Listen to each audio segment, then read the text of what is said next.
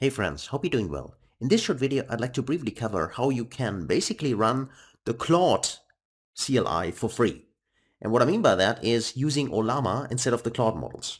So first off, if you've never heard of Ollama, I doubt it, but if not, you can go to their website, ollama.com, and there are various open source models which you can use, including of course the great Chinese models like K3 and so on. Of course, we need to have the hardware for that. I get that.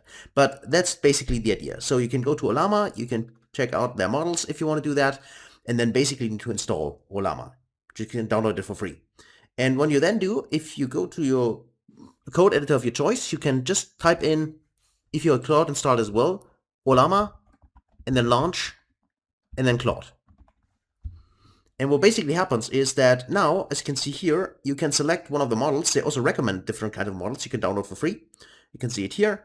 And I only have an older model, which is Qwen 3.5 currently locally installed. But of course, you can also choose one of the others. You have to download it first for free. And then as soon as you do this, you just actually press enter and you're good to go. And now you can see I'm here in the Claude CLI interface.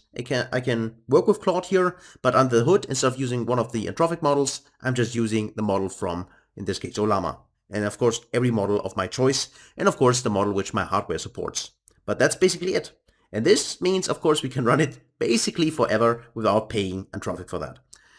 So that's it for this video. Hopefully you enjoyed it. I think it is very interesting because the Claude CLI itself is very, very great. I love it. But of course, we are always limited to the tokens and the usage, of course, depending on what kind of subscription you have. But in this case, we can actually use it with other models as well. So that's it for this video. Hopefully you enjoyed it. If so, please give it a like, give it a thumbs up, and also subscribe to the channel. Thanks a lot. Take care and see you in the next one.